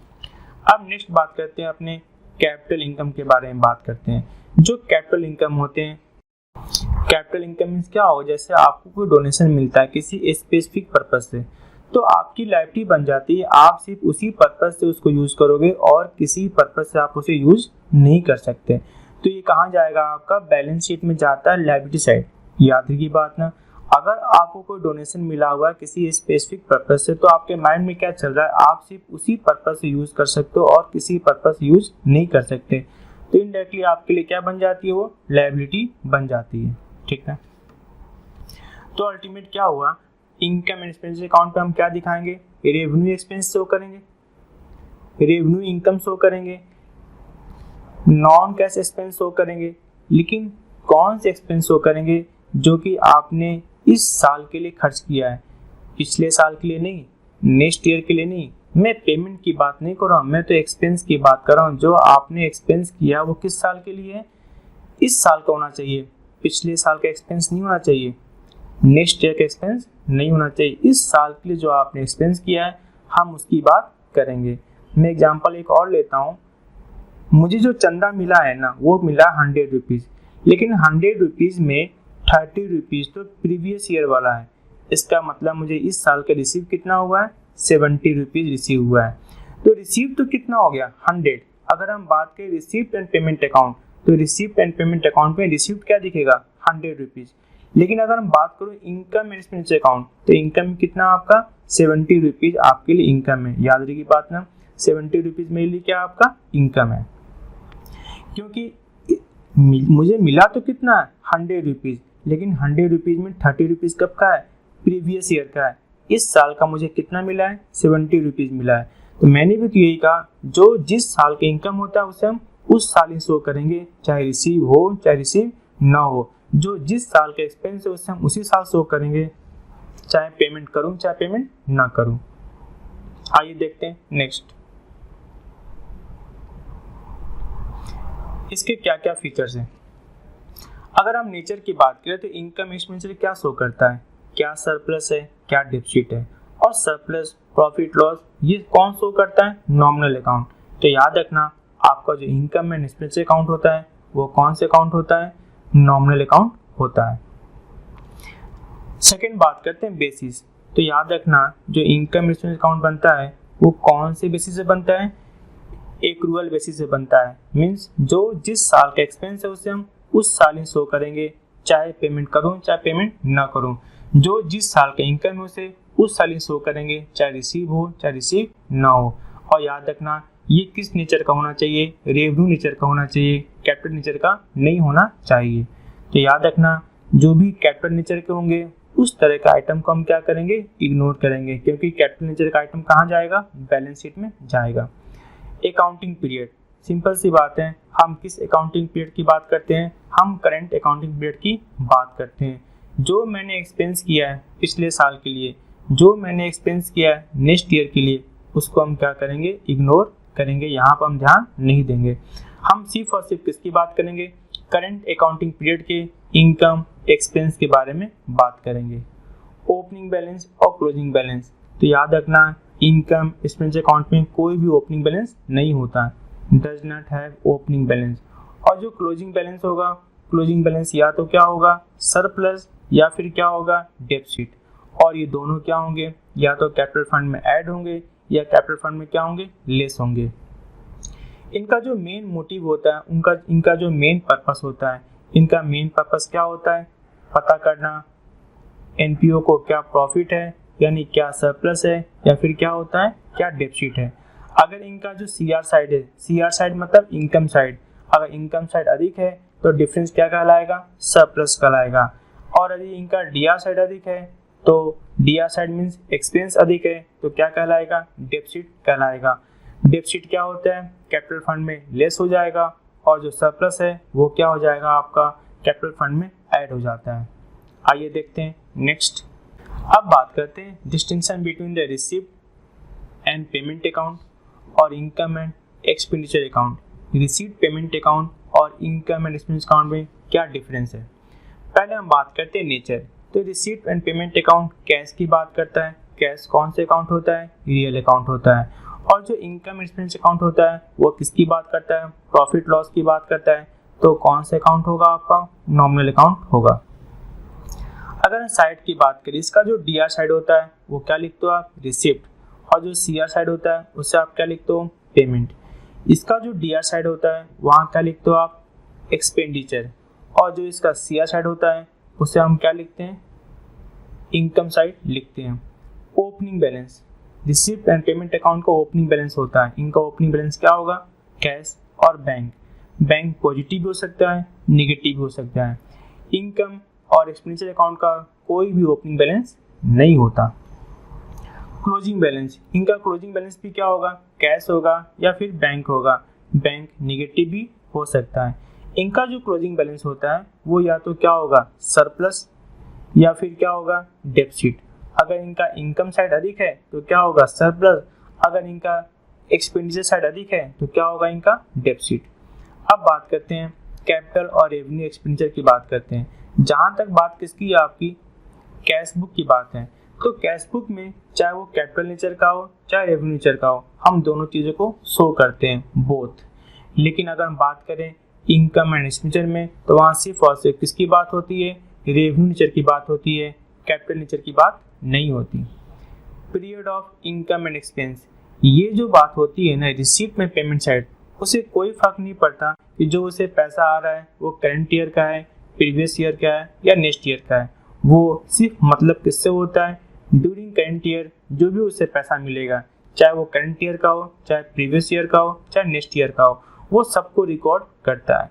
लेकिन इनकम एंड एक्सपेंस अकाउंट सिर्फ और सिर्फ किसकी बात करता है, करंट ईयर के इनकम एक्सपेंस की बात करता है। सिर्फ और सिर्फ किस ईयर की बात करता है, करंट ईयर की इनकम की बात करता है, चाहे रिसीव हो चाहे रिसीव ना हो, चाहे पेमेंट किया हो चाहे पेमेंट ना किया हो। ट्रांसफर ऑफ क्लोजिंग बैलेंस, जो आपका सरप्लस होता है या फिर जो डेफिसिट होता है वो ट्रांसफर कहाँ हो जाता है, बैलेंस शीट में कैपिटल फंड में ट्रांसफर हो जाता है। इसका जो क्लोजिंग बैलेंस होता है वैसे तो ट्रांसफर कहाँ हो जाता है, बैलेंस शीट में किस साइड, एसेट साइड, और अगर बैंक क्या हो जाए निगेटिव तो कहाँ से हो जाएगा, बैलेंस शीट में लायबिलिटी साइड। जो आप नेक्स्ट ईयर बनाओगे रिसीप्ट एंड पेमेंट अकाउंट, ठीक ना, उसके लिए इस साल का क्लोजिंग क्या बन जाता है, ओपनिंग बन जाता है। यानी क्या लिखा हुआ है, closing balance of this account is transfer to the receipt and payment account of the next period. जब आप नेक्स्ट पीरियड में बनाओगे रिसीप्ट एंड पेमेंट अकाउंट, उस समय क्या होगा, इस टाइम का क्लोजिंग क्या बन जाएगा, उस टाइम ओपनिंग बन जाएगा। एडजस्टमेंट में किसी भी तरह के एडजस्टमेंट की कोई रिक्वायरमेंट नहीं होती, क्योंकि ये किसकी बात करता है, कैश बेसिस की बात करता है। एंड इसको मतलब सिर्फ और सिर्फ किससे है, कैश से है, चाहे वो करंट ईयर का हो, चाहे वो प्रीवियस ईयर का हो, चाहे वो नेक्स्ट ईयर का हो, चाहे वो कैपिटल नेचर का हो, चाहे वो रेवेन्यू नेचर का हो, हमें कोई फर्क नहीं पड़ता। इसीलिए यहाँ पर कोई भी एडजस्टमेंट की रिक्वायरमेंट नहीं होती।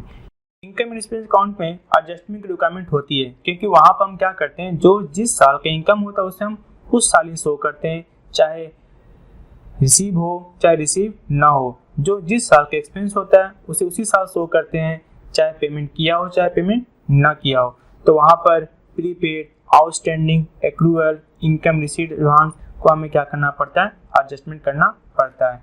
मैं फिर से एग्जांपल लेता हूँ एक बार, आपको याद है ना, मुझे 10 रुपीज़ क्या हुआ था, रिसीव हुआ था, लेकिन इसमें से 3 रुपीज़ किसके लिए, नेक्स्ट ईयर के लिए। इस साल का मेरा कितना हो जाएगा, 7 रुपीज़। तो ये मेरे लिए क्या है, एक्सपेंस है। लेकिन अगर हम बात करें रिसीप्ट एंड पेमेंट अकाउंट, तो वहाँ पर क्या है, 10 रुपीज़ मेरे लिए क्या था, पेमेंट साइड में शो होगा, वहाँ पर एडजस्टमेंट की कोई ज़रूरत नहीं थी। लेकिन यहाँ पर अगर आपने एडवांस पे किया है तो एडजस्टमेंट की ज़रूरत पड़ रही है, यानी आपके लिए एक्सपेंस 10 रुपीज़ नहीं, कितना है, 7 रुपीज़ है। डिप्रिसिएशन, याद रखना रिसीप्ट एंड पेमेंट अकाउंट सिर्फ और सिर्फ किसकी बात करता है, कैश एक्सपेंस की बात करता है, नॉन कैश की बात नहीं करता। लेकिन जो आपका इनकम एंड एक्सपेंस अकाउंट होता है वो कैश नॉन कैश दोनों की बात करता है, बस वो एक्सपेंस होना चाहिए। तो कहता है इस does not record non cash item, लेकिन ये क्या कहता है आपका, it record non cash item. आइए देखते हैं नेक्स्ट, बात करते हैं अपने लाइफ मेंबरशिप सब्सक्रिप्शन की बात करते हैं। कभी कभी क्या होता है, जो मेंबर होते हैं, मेंबर ये चाहते हैं कि वो पूरे लाइफ टाइम के लिए एक लमसम अमाउंट पे कर दें, यानी उनको हर साल पेमेंट ना करना पड़े, वो पूरे लाइफ टाइम के लिए क्या चाहते हैं, एक लमसम अमाउंट पे करना चाहते हैं। जब वो एक लमसम अमाउंट पे करते हैं उसको हम क्या बोलते हैं, लाइफ मेंबरशिप सब्सक्रिप्शन, यानी वो लाइफ टाइम के लिए क्या हो गए, उस एनजीओ के मेंबर बन गए, यानी उनको हर साल पे नहीं करना। अभी जो लाइफ मेंबरशिप सब्सक्रिप्शन है ये हर साल तो पे करना नहीं है, यानी ये क्या हो गया, एक रेकरिंग नेचर का नहीं हो गया, ये क्या हो गया, एक नॉन रेकरिंग नेचर का हो गया। क्लियर है ना, रेकरिंग नेचर का क्या होता है, जो बराबर आते रहता है, हर साल होते रहता है, वो क्या होता है, रेकरिंग नेचर का होता है। जो कभी कभी होता है उसे हम क्या बोलते हैं, नॉन रेकरिंग नेचर का अमाउंट बोलते हैं। तो जो लाइफ मेंबरशिप फीस होती है ना, ये हम क्या करेंगे, बैलेंस शीट में जो कैपिटल फंड है उसमें ऐड कर देंगे। याद रही बात ना, लाइफ मेंबरशिप फीस क्या होगा, ये आपका इनकम एंड एक्सपेंडिचर में नहीं जाएगा, ये कहाँ जाएगा, आपका बैलेंस शीट में जाएगा। इस बात को याद रखना हमेशा ही, लाइफ मेंबरशिप फीस है ना, इनकम एंड एक्सपेंडिचर अकाउंट पे नहीं जाएगा, ये कहाँ जाएगा, बैलेंस शीट में। बैलेंस शीट में कहाँ जाएगा, लायबिलिटी साइड में जो कैपिटल फंड होता है, कैपिटल फंड में क्या किया जाएगा, ऐड कर दिया जाएगा। अदरवाइज अगर क्वेश्चन में बोला हो कि नहीं इसे कहाँ लेके जाना है, इनकम एंड एक्सपेंडिचर अकाउंट में, तो आप कहाँ लेके जाओगे इसको, इनकम एंड एक्सपेंडिचर अकाउंट में लेके जाओगे। अदरवाइज अगर क्वेश्चन लाइफ मेंबरशिप सब्सक्रिप्शन के बारे में क्या है, साइलेंट है, तो याद रखना ये सिर्फ और सिर्फ कहाँ जाएगा, आपका बैलेंस शीट में क्या होगा, कैपिटल फंड में ऐड कर दिया जाएगा। आइए देखते हैं नेक्स्ट, लेगेसी। मैंने कहा था लेगेसी क्या होता है, कभी कभी क्या होता है, कोई पर्सन अपने वसीयत में लिख जाता है कि जब वो डेथ करेगा तो उसकी प्रॉपर्टी का कुछ पार्ट या फिर उसके पास जो पैसे है उसका कुछ पार्ट किसी एनजीओ को दे दिया जाए। तो ऐसे अमाउंट को हम क्या बोलते हैं, लेगेसी बोलते हैं। और ये लेगेसी भी क्या होता है, कैपिटल फंड में क्या किया जाता है, ऐड कर दिया जाता है। तो याद रखना जो लेगेसी का अमाउंट होता है वो भी इनकम एंड एक्सपेंडिचर अकाउंट में क्या होता है, नहीं जाता। ये भी कहाँ जाता है, आपका बैलेंस शीट में। लायबिलिटी साइड कैपिटल फंड में क्या किया जाता है, ऐड कर दिया जाता है। तो दो बातें क्लियर होगी। एक तो बात क्या क्लियर हुई, लाइफ मेंबरशिप फीस, और दूसरी बात क्या क्लियर हुई, लेगेसी रिसीव। ये दोनों ही क्या होंगे, कैपिटल फंड में, कैपिटल में क्या किया जाएगा, ऐड कर दिया जाएगा। लेगेसी क्या हो सकता है, इन काइंड्स भी हो सकता है और इन कैश भी हो सकता है। आइए देखते हैं नेक्स्ट पॉइंट, डोनेशन। अब अगर हम डोनेशन की बात करें ना, डोनेशन भी हम दो तरीके के होते हैं। एक तो होता है स्पेसिफिक डोनेशन, यानी जो आपको डोनेशन मिला हो किसी स्पेशल पर्पज से मिला है।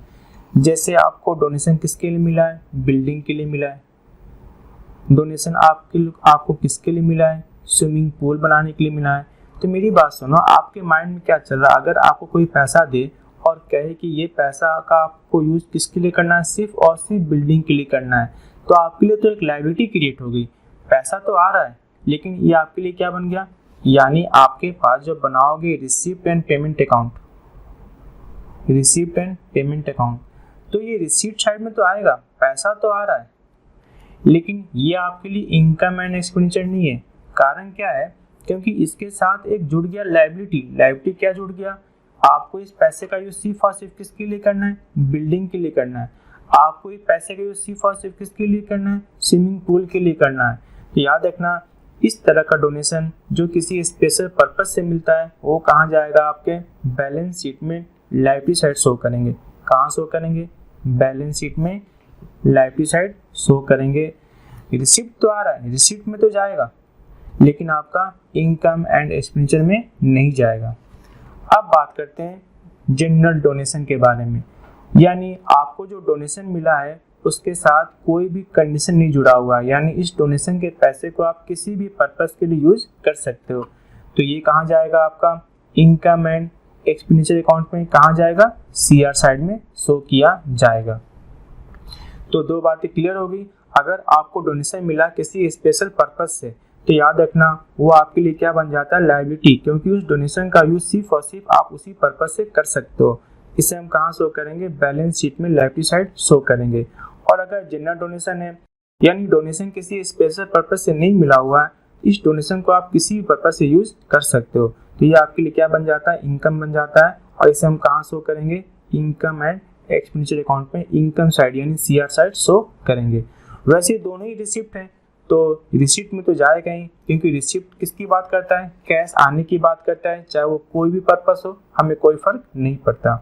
अब बात करते हैं नेक्स्ट, पेमेंट ऑफ अर्नियम।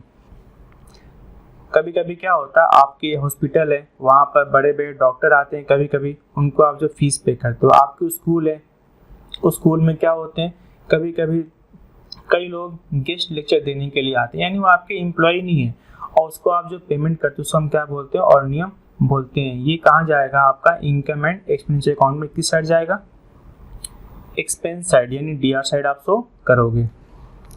लिखा हुआ है the amount paid to the person who are not the employ of institution.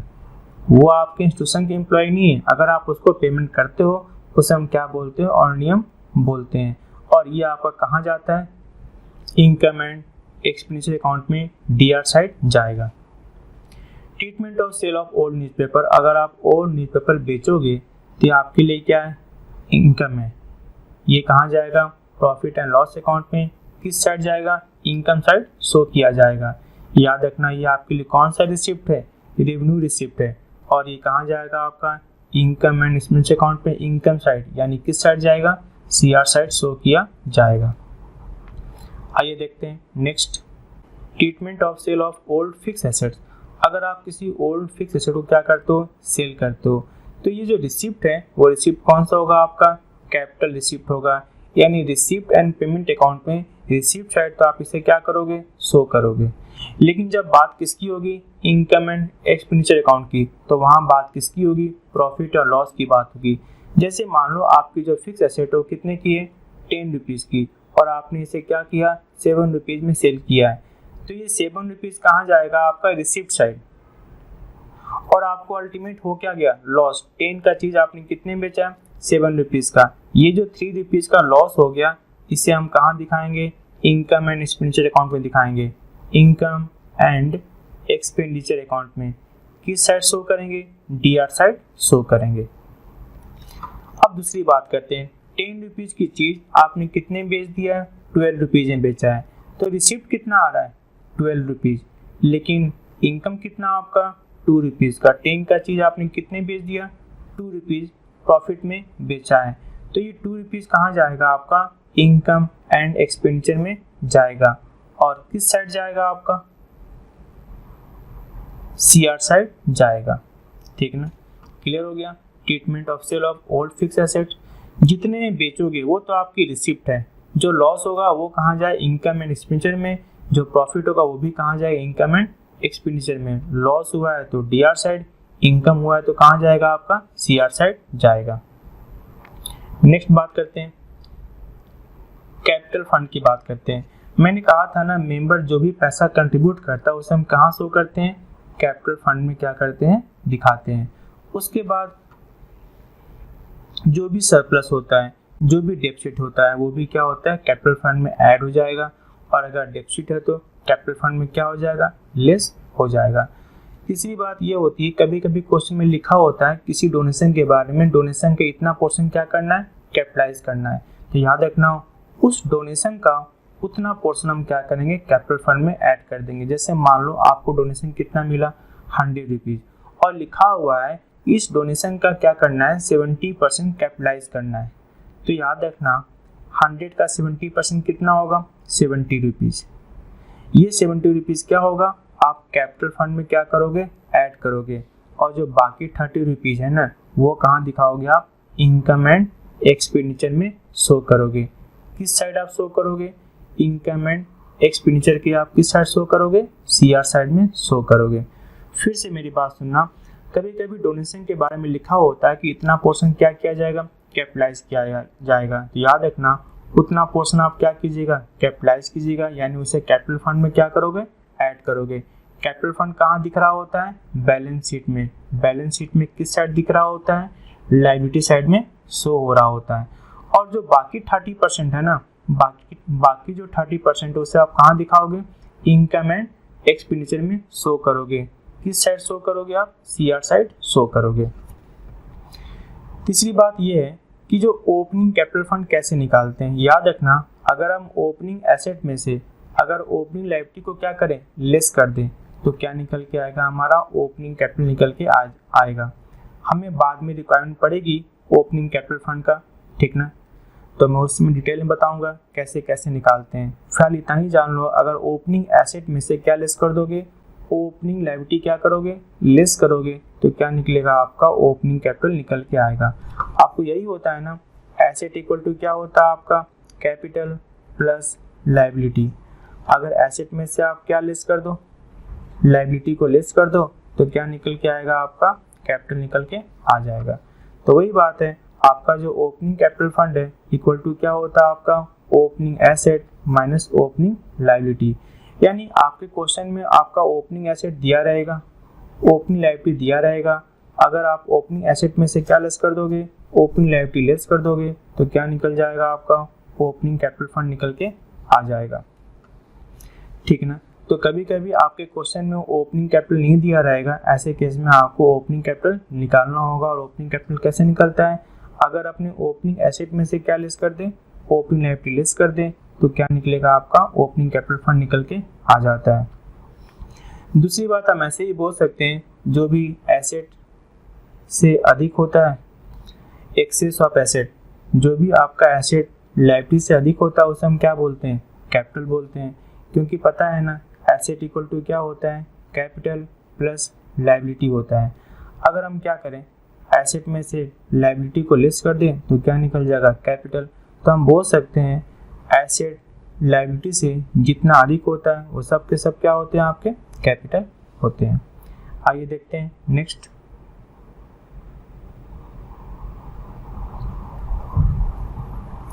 अब बात करते हैं एंट्रेंस फीस के बारे में। जब जो न्यू मेंबर किसी एनजीओ में, किसी क्लब में किसी सोसाइटी में आना चाहता है तो उसे क्या पे करना पड़ता है, एडमिशन फीस पे करना पड़ता है, ठीक है ना।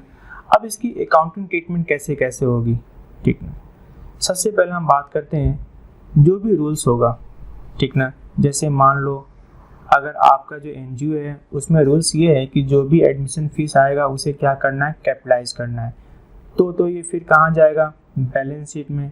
बैलेंस शीट में क्या हो जाएगा, ये कैपिटल फंड में ऐड हो जाएगा। अगर क्वेश्चन में ये लिखा हुआ है, यानी जो आपका एनजीओ है उसमें ये लिखा हुआ है 50% क्या होगा, कैपिटलाइज, तो 50% क्या मान लोगे, रेवेन्यू।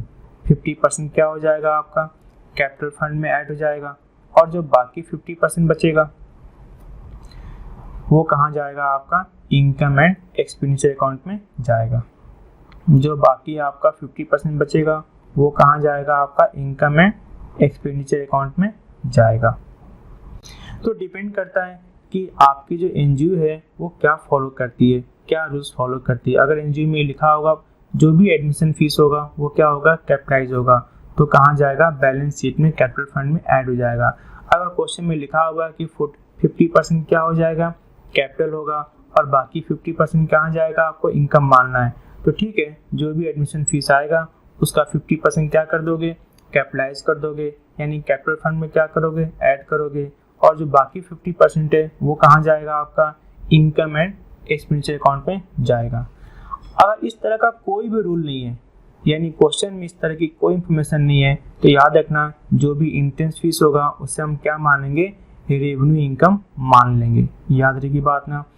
अगर क्वेश्चन में कुछ भी नहीं लिखा हुआ है तो याद रखना एडमिशन फीस यानी इंट्रेंस फीस को हम क्या मानेंगे, रेवेन्यू इनकम माना जाएगा। और अगर रेवेन्यू इनकम है तो ये कहाँ जाएगा, इनकम एंड एक्सपेंडिचर अकाउंट में जाएगा, ठीक है ना। ये कहाँ जाएगा, आपका इनकम एंड एक्सपेंडिचर अकाउंट में जाएगा। कभी क्वेश्चन में लिखा रहता है कि कुछ पोर्शन क्या करना है, रेवेन्यू मानेंगे, और कुछ पोर्शन को हम क्या मानेंगे, कैपिटल मानेंगे। तो याद रखना जितने पोर्शन को हमें क्या मानना है, रेवेन्यू मानना है, वो कहाँ जाएगा, आपका इनकम एंड एक्सपेंडिचर अकाउंट में जाएगा। और जो बाकी पोर्शन है उसे हम क्या मानेंगे, कैपिटल रिसिप्ट। और अगर कैपिटल रिसिप्ट मानोगे तो कहाँ जाएगा, बैलेंस शीट में लायबिलिटी साइड में कैपिटल फंड में क्या हो जाएगा, ऐड हो जाएगा। बैलेंस शीट में लायबिलिटी साइड में कैपिटल फंड में क्या हो जाएगा, ऐड हो जाएगा। तो क्लियर है ना। इंट्रेंस फीस, एडमिशन फीस क्या होता है, जब कोई न्यू मेंबर एनजीओ में एडमिट होता है तो उसे क्या करना पड़ता है, इंट्रेंस फीस या एडमिशन फीस देना पड़ता है। अकाउंटिंग ट्रीटमेंट के बारे में क्या बताया, जो भी एनजीओ का रूल होगा उस रूल्स को फॉलो किया जाएगा। अगर क्वेश्चन में इसके बारे में कोई इन्फॉर्मेशन नहीं है तो याद रखना एडमिशन फीस, इंट्रेंस फीस को हम क्या मानते हैं, रेवेन्यू इनकम मानते हैं। और अगर आप इसे रेवेन्यू इनकम मानोगे तो कहाँ दिखाओगे, इनकम एंड एक्सपेंस अकाउंट में दिखाओगे। दूसरी बात ये है कि अगर क्वेश्चन में लिखा हुआ है कि कुछ पोर्शन क्या मानना है, रेवेन्यू, और कुछ पोर्शन क्या मानना है, कैपिटलाइज, तो जितने पोर्शन को रेवेन्यू मानना है उसे हम कहाँ दिखाएंगे, इनकम एंड एक्सपेंस अकाउंट में दिखाएंगे। और जितने पोर्शन को हमें क्या मानना है, कैपिटल रिसिप्ट मानना है, यानी कैपिटलाइज करना है, उतने पोर्शन को हम क्या करेंगे, कैपिटल फंड में ऐड कर देंगे। कैपिटल फंड कहाँ होता है, बैलेंस शीट में लायबिलिटी साइड, यानी उतने अमाउंट को हम बैलेंस शीट में लायबिलिटी साइड में क्या करेंगे, कैपिटल फंड में ऐड कर दिया जाएगा, ठीक है। तो हमने क्या क्या पढ़ा, एक तो पढ़ा हमने लाइफ मेंबरशिप फीस, ये क्या होता है, कैपिटलाइज होता है, करेंगे। दूसरा हमने क्या पढ़ा, लेगेसी। लेगेसी क्या होता है, कैपिटल फंड में ऐड कर दिया जाएगा, अदरवाइज क्वेश्चन में जैसा बोले वैसा हम फॉलो करेंगे। Entrance fees, entrance fees question अगर साइलेंट है इंट्रेंस फीस के बारे में तो हम उसे क्या मानेंगे, रेवेन्यू इनकम मानेंगे, और उसे कहाँ दिखाएंगे, इनकम एंड एक्सपेंडिचर अकाउंट में इनकम साइड शो करेंगे। अदरवाइज क्वेश्चन में जैसा बोले वैसा हम क्या करेंगे, फॉलो करेंगे। Sale of fix asset, sale of fix asset, ऐसे केस में जो भी प्रॉफिट है, जो भी लॉस है, उसे हम कहाँ दिखाएंगे, इनकम एंड एक्सपेंडिचर अकाउंट पे दिखाएंगे। और जो भी रिसिप्ट है, रिसिप्ट कहाँ जाएगा, रिसिप्ट एंड पेमेंट साइड में जाएगा। सेल ऑफ ओल्ड न्यूज़पेपर, जो भी इनकम होगी उसे हम कहाँ दिखाएंगे, इनकम एंड एक्सपेंडिचर अकाउंट में किस साइड शो करेंगे, अपने इनकम साइड शो करेंगे। आइए देखते हैं नेक्स्ट। अब बात करते हैं अपनी एंडोमेंट फंड की बात करें। एंडोमेंट फंड क्या होता है, कभी कभी क्या होता है, कोई पर्सन एनजीओ को, सोसाइटी को, स्कूल को कुछ अमाउंट देता है और कहता है इस अमाउंट को आपको इन्वेस्ट करना है और उस इन्वेस्टमेंट से जो आपको जो इनकम आएगा उस इनकम को किसी पर्टिकुलर पर्पस के लिए आपको यूज करना है। तो इस तरह का जो फंड दिया गया है, इस तरह का जो फंड मिला है एनजीओ को, उसे हम क्या बोलते हैं? एंडोमेंट फंड बोलते हैं। एनजीओ क्या करता है? इस तरह के फंड को कहीं इन्वेस्ट करता है, उससे जो इंटरेस्ट निकलता है उसको उस पर्पस के लिए यूज करता है जिस पर्पस के लिए पैसा मिला है। तो एक बात फिर से क्लियर हो गई, ये जो पैसा मिला है इसके अगेंस्ट कुछ लायबिलिटी क्रिएट हो गया। लायबिलिटी कैसे क्रिएट हो गया? क्योंकि इस फंड का यूज सिर्फ और सिर्फ आप उसी पर्पस के लिए कर सकते हो और किसी पर्पस के लिए यूज नहीं कर सकते हो। मैंने कहा था ना, अगर कोई फंड आपको मिलता है और उसके अगेंस्ट कोई लायबिलिटी क्रिएट हो जाती है, यानी आपको उस फंड का यूज सिर्फ और सिर्फ उसी पर्पस से कर सकते हो जिस पर्पस के लिए आपको पैसा मिला है, तो ये आपके लिए क्या हो जाती है? एक तरह से लायबिलिटी हो जाती है, क्योंकि इस पैसे को आप सिर्फ उसी पर्पस के लिए यूज कर सकते हो जिस पर्पस के लिए आपको ये पैसा मिला है।